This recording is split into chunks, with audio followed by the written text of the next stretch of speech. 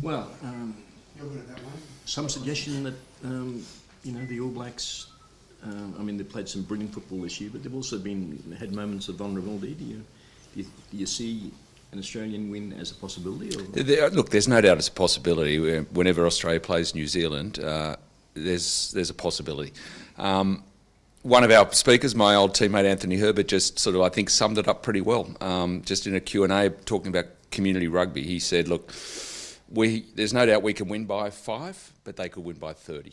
And I think that's about right. If the All Blacks play really well and we're not able to put them off their game, which is the key to beating the All Blacks, then they could, they're a great team, they're a wonderful team, and we all acknowledge that. But this is an improving Australian team. My reservation is, do they have the belief and the confidence? And I hear good things coming out of the camp, but unless you're in the camp, you don't really know it.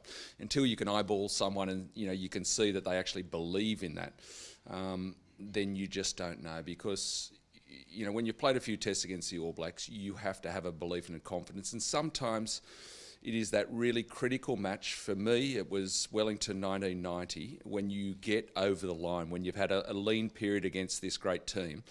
And you get over the line, and then all of a sudden you form this confidence that you can beat these guys. And going then after that victory in Wellington through the early 90s and last couple of years of my time in the team, we knew we could beat them on any day. And that confidence and the belief is a critical thing. Have you seen enough in their on-field performances post-Dunedin to suggest that they have got what it takes to win? I really haven't seen a lot of their football, so I can't comment on that. I mean, I'm sort of going through a little period where cut the umbilical cord, move on. Doesn't mean I don't care passionately about Australian rugby and what have you, but I'm not getting up at 1 a.m. to watch it, and I've got a busy life. But there's no doubt I read it. They're continuing to improve. I think, again, you can only think back to your day. Our success in '91 was driven by 2 years of putting together the jigsaw puzzle, which is the team that can win big matches. And I think Cheika's doing a good job at putting together that jigsaw puzzle and giving these guys game experience, and hopefully that will manifest in 2019. But at the same time, you've got to start to win some of these big matches and get that confidence I spoke about, a year or two in advance. You talk about confidence, Nick, but what else is it on the field? What are those little? Oh, Mike, I think you can talk about winning every moment and those things that are critical and turnovers and all that sort of thing, and not making simple errors and what have you. Confidence, you can couple that with, I think, mental toughness, and mental toughness is a lot of things, but it's winning in those critical stages. When you're defending a 5-metre scrum, you're just in front with a couple of minutes to go. And you know that you have whatever it takes to defend your line. From a distance, I'm not in the inner sanctum. I haven't been in the inner sanctum for a hell of a long time, but I just don't know if the guys have got that mental toughness that you've seen in past teams and what have you, that it is that thing of whatever it takes. It was a bit of a catch cry of our team that day in Wellington in 1990, whatever it damn well takes. I recall our defence in the semi-final against the All Blacks in Dublin. They didn't score a try against us, whatever it takes. And it's that mental toughness that I'm just not sure that the guys have at the moment. Yeah, what he said. Yeah. Well, you were one of the last coaches to taste Bledisloe victory, for the Wallabies. The way the All Blacks are going, could they go another 15 years and with their dominance at the moment? Or? I hope not. Look, they're a great team, and it's not a coincidence. They're a great team. They've worked very hard at it. They haven't made a big song and dance about it, but it's quite obvious that they've been doing a lot of work for quite a while to develop the sort of team and the team that they've got, and the ability for players to come in out of that team and play the same sort of way. You only have to look at the provincial sides to see that they're doing similar sort of things, and they've been very smart over the time. I think we've got to acknowledge that. So from our point of view, we've got to work on our own brand of rugby. What we see as being the way forward for the future, and I think we're seeing some good things happening to the side. I think the last few games that they've played, we're now starting to see a bit of shape. and they're playing a much better brand of rugby. We obviously think we've been a bit concerned early on, but now we're starting to see a team that I think is capable of really putting it to the All Blacks, and I do think we have a good chance, particularly with some of their top playmakers out. And it's always hard to how do I say it? It's difficult to predict that we're going to win because they've got the uncanny ability to bring in some other players that are going to do well too. But without Barrett and Retallick particularly, I think they're two main. They've been the two best players for them for quite a while, and I think it does give us a good opportunity. Rod, you had great players in your team, and the All Blacks have got some great players now. Do you see those great players coming through for the Wallabies? I think it is good to see that we're getting a bit of stability in what we're doing. I do see some good players. I think it's nice to see Kurtley Beale playing a good role and being a bit more consistent with our selections, and I think that's paying off on the field. And we do have we've got some good young players coming through. I would hope that we're in a situation, if we start to get some good wins in and play good rugby, we can keep the same sort of, we can keep that group together and have the ability, of course, to bring some players that know the way we're playing the game, so when they come in, don't have to change too much. Do you agree with Nick in some of the mindset issues, perhaps, that maybe plagued the Wallabies in recent years coming up against the ABs? Look, it's difficult for me because I'm obviously not there day to day. I think some of the decisions we've been making on the field indicates that we've got to be a bit more positive in the way we go about that, and I think that's looking better all the time. I can't. I think it'd be wrong of me to say I don't know whether their confidence is there or not. I'm hearing a team, the comments they're making at the moment, I think are good. A lot of respect for the All Blacks, which is really important. And I think that respect's is very important. The more respect we can have for the other teams, and particularly the best team in the world, I think the greater chance we have of making sure that we know how good we've got to be to beat them.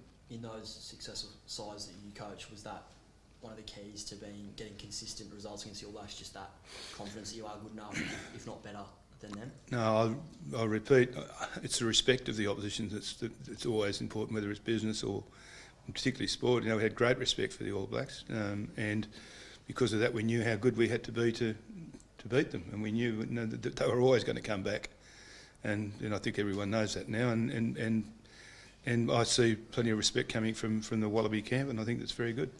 Just lastly, the big cherry, obviously, that everyone works towards is the World Cup. We're sort of halfway between that cycle. Tomorrow would be a good start, but do you think Wallabies have got what it takes? Yeah, I think it's good to see the stability in the side. That's what I'm seeing. The more they can get of that and understanding their playing style, the greater chance we've got this far out to make sure we've got a really well prepared team for the World Cup. Because he was doing a lot of chopping and changing, wasn't he? But now, certainly the last 2 or 3 tests, you're starting to see the same names popping up. And I think that to me is a really good sign, and hopefully it all goes well for putting on a good performance tomorrow. So Scott, do you have any sense of unease before a test, particularly this test, when you play the Wallabies, or what's your emotional state? Oh, as All Blacks, as a former All Black, every time we play Aussie, it's a big match, and there's obviously a lot of rivalry across the Tasman, and it's a chance for them to put a stake in wherever they want to put a great stake in the ground in 2 years' time. I think that it's the challenge of a coaching group, that what Chick is trying to do is get the development right, get enough depth in the squad to make sure when he goes to the 2019 World Cup, he's got the depth to go along in the tournament and also get the belief to win. So that's the balance of the next 2 years, and there's some great young players coming through the super teams and getting opportunities, and if he can get a result and do that as well, he'll be happy. Do you see the All Blacks have got a fair few key guys out? Is this as challenging a time for them in recent years that you can remember, with they've got 6 or 7 guys who would be in their best 23 not playing? Is that or do you think the episode really that doesn't really affect where they're at?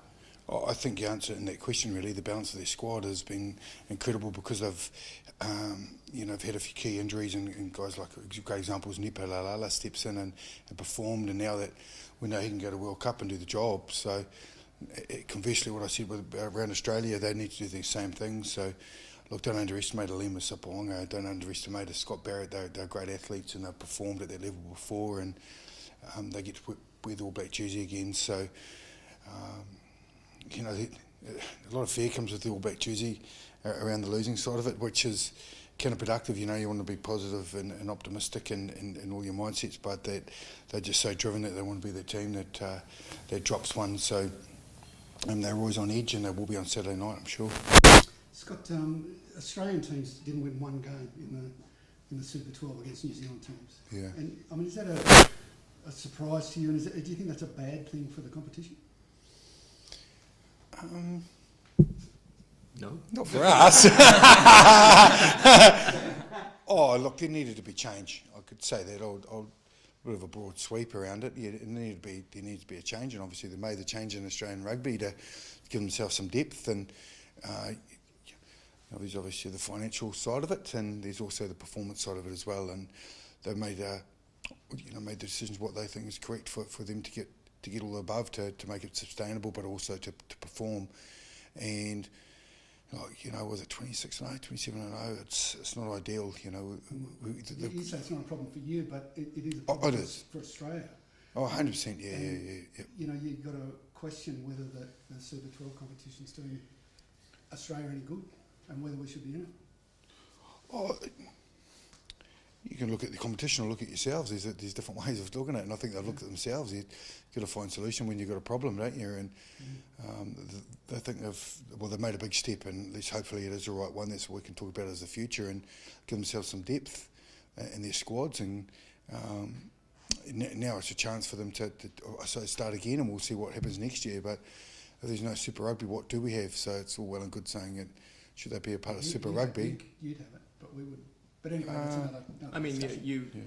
the Crusaders had a close one against the Brumbies. They had an even closer one against the Reds. I mean, it wasn't as though Australian teams were uncompetitive, were they? Oh, look, one of the toughest games, most physical games to hear was the Brumbies in our opening game at home. The boys still remember it as right there being extremely tough. So it's not 60-point margins and the massive blowouts. And the Reds on the final hooter, we kicked a goal, and it was tight for a while against the Waratahs. So it's not ideal. I think there's a bigger picture thing as well, is about getting the love and the passion and your fans back to support them, to get a real positive mindset, and that comes off the back of winning. It does. And I know Aussies love a win, and especially against their little brother. Just lastly, you going to be doing breakdancing if the All Blacks win tomorrow? No. It's not my team to do that, and there'll be enough people there for me to do it. But then, no, it's not my show. Fair enough. Can I just lastly get your thoughts on a couple of schoolboys in Australia that are heading overseas to play for Kiwi franchises and Tyrell Lomax as well, one of the Rebels props.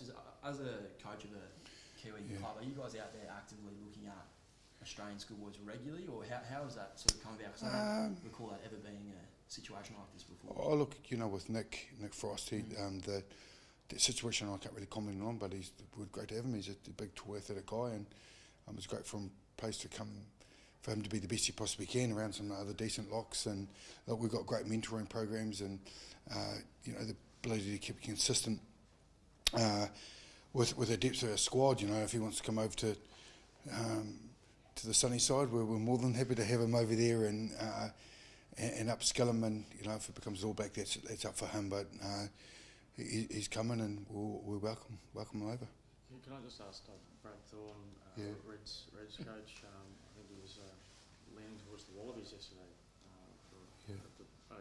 Your thoughts on the man, and what do you think he'll do? Well, he's coaching the Reds now, so I'd be saying the Wallabies as well if I was probably coaching the Reds. So he's got no choice around that. Look, he's a humble sort of a guy, and it would have been tough to get that answer out of him, to be fair. But I think, like anything, we just want a really good game, and it just shows how close it was after the last test. It could have gone either way, and there's definitely the passion and the fire there in the Australians, and they're improving, and it's just an exciting game. We just want a full crowd and do rugby justice here over the side of the ditch. How do you think Lima will handle the occasion tomorrow? Well, and his biggest start for the All Blacks was against South Africa in Johannesburg, and he performed outstandingly well. Look, he's been consistent for the Highlanders for the last 3 seasons. Look, he knows he's playing for the number 1 team in the world. But this is another challenge, another game. Look, he'll prepare like he always prepares. Look, he's got Aaron Smith playing great rugby. He's got Sonny Bill Williams outside him. So, I think for Lima, there's some little things in his game that he knows he needs to do. He knows those through and through. He's been at this level. This is just a great opportunity for him. And it's the sort of one that he gets excited about. And it's just a matter of, like I say, it'd be nice for him, a couple of those early kicks go over, settle himself into the game again. But I think the reality is that, Damian McKenzie is going to be the cover in that position, so you'd probably expect Lima is, going to be playing the majority of the game there. So, he's got a huge responsibility in the All Blacks. Did the All Blacks change the way they play with Lima in there as opposed to Bowden, Jeff? Well, look, I don't think they'll make wholesale changes, but look, we know what Bowden Barrett is and how great he is and how instinctive he plays. Lima's very much the same way. Like, he loves to run with the ball, he loves to attack the line, he loves to create for others. So they won't make wholesale changes the way they play because they've worked too hard to build on a certain type of game plan. And you want some continuity from whoever goes into that position. So Lima, when he's come off the bench, you've watched him, he has been very, very similar, but still, both of them have a confidence in what they're good at, and that's the important part. So I don't think they make changes in that regard. I mean, they continue to adapt the way they play, don't get me wrong, but that's between every test match, not determined on selection. What was the analysis from across the ditch as to why the Wallabies got so close in Dunedin last time? It's got a 17-point start. I mean, the reality is they made 3 or 4 really poor decisions and errors. An intercept try, Aaron Smith gambles defensively, and all of a sudden you're down by that. So the flip side of that is they take a great deal of confidence out of that result because they managed to find a way to win. That's where the All Blacks are at. So, look, this is a great opportunity for this Wallabies team. This is a great opportunity for them to get a real gauge on how far they've come because I think they're the most improved team through the Rugby Championship. If you look where they started, which was 50-point, hiding in Sydney where they weren't ready. It was obvious they weren't ready. They hadn't played together as a team, and they've got progressively better as this competition has gone on. So now this one-off game against the All Blacks is a great gauge for one. If he's got a selection right, which I think that's been the key thing. He's got some consistency through that group. He's found his team and they've got some experience on the bench. So, I think the All Blacks will have looked at that game in Dunedin and said, look, we weren't good enough. But the Wallabies will also know that we weren't great in the crunch part of the game, which was the last 3 or 4 minutes. And that's when the All Blacks have a habit of winning games. So do you take, there's obviously been a couple of hidings like that first Wallabies game and the first Box game, but there have been 2 very close results. So is that a sign that the gap is somewhat closing, or just a sign that the All Blacks can win in tough situations? It's a sign of a great side. Well, they know how to win. Their winning percentage over time tells you that. And they've got that ability to play for 80, 81, 82 plus minutes. Some games they've relied heavily on their bench to do the job. Other games they've gone out to that fast start. What we have noticed a lot of in the All Blacks this year is that they can play really well for 25 minutes and the game is over. It could be the start of the game, could be middle, whenever, and all of a sudden they can score 4 converted tries, and the opposition, when you start to chase the game against the All Blacks, you're generally going to lose. There's very few occasions, if you're not out in front or right there throughout the whole 80 minutes, you can't afford to chase the game because you'll make mistakes, turn the ball over, and they'll punish you even more. So, the first 30 minutes, everyone talks about that as a cliche, but against the All Blacks in particular, you either have to put them off their game, you've got to score points, or you've got to put them under serious pressure. And the formula has been shown a little bit this year that teams have been able to do that. The Lions have done it. The Wallabies got ahead in Dunedin, and South Africa did it in the last Test match in Cape Town. Do you think the Wallabies at least have got the capacity to score points? I mean, all the commentators Absolutely. always say, you've got to score tries against the All Blacks. These guys in the Wallabies are now scoring tries, but I mean, you're still outscoring them.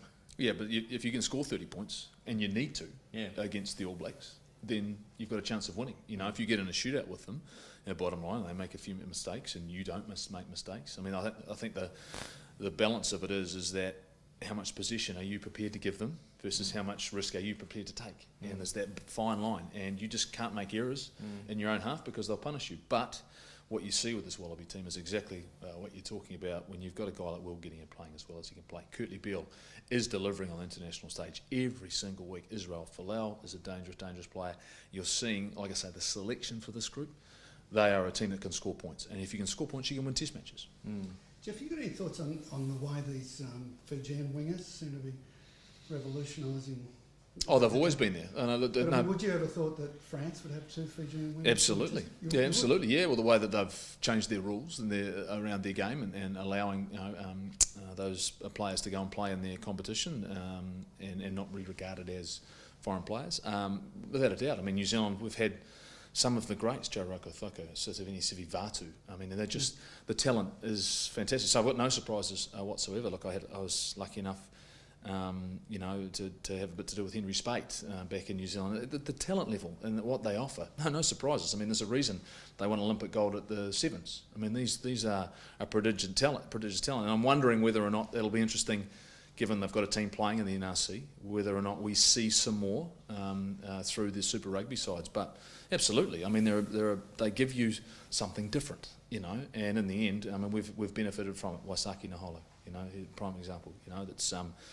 I think that they're an important part of world rugby, and I think everyone actually accepts that they're almost like that team, that national team, the Fiji national team, is the one you sit there and go, you would love to see them have access to all of their players, but the nature is the guys play in Australia and they're born and bred in New Zealand, whatever. But I mean, Fijian rugby has so much to offer the world game. Do you see the nature of the All Black game having changed over time? I mean, they're now more a counter-punching side, aren't they? Oh, I don't so much counter-punching. I don't think back. They play at an incredibly high tempo. That's what they play at for 80 minutes. And it's a really interesting debate that we have in New Zealand quite often, is we don't see them slow the game down to consolidate or control. They just keep coming at you and keep coming at you. And hence they make a number of errors from time to time. And, we love the perfect game in New Zealand. We like to see things. But in the end, they just create so much. And you watch them, they want to play at high speed, they want to put you under pressure, want you to make a mistake defensively, an error mentally, and they'll jump on it. And it has changed. You watch them, they are fearless, the way that they play the game. Regardless, if the option is on, whether they're on their own goal line or whether it's 5 metres from the opposition line, they take it, they go for it. If there's space to be found somewhere, they try and attack it.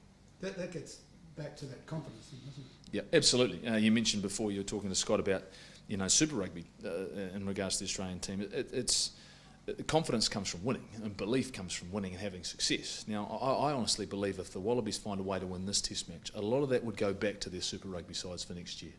Guys go back in that, well, we've beaten the All Blacks, right? Okay, we've beaten the top team, right? There's no reason we can't go and beat the Super Rugby teams. There's no excuse whatsoever. They're good enough on their given day to beat the New Zealand sides. They've just got to find that belief and confidence and a way to play for the full 80 minutes. I'm really excited about next year's Super Rugby competition because we're getting back to a quality group of teams. We're reducing the numbers where you'll see better depth, in particular in South Africa and Australia. Is exactly what we needed to see. Knowing Brad as you do, what would he bring to this young group at Army? Well, they better be trying.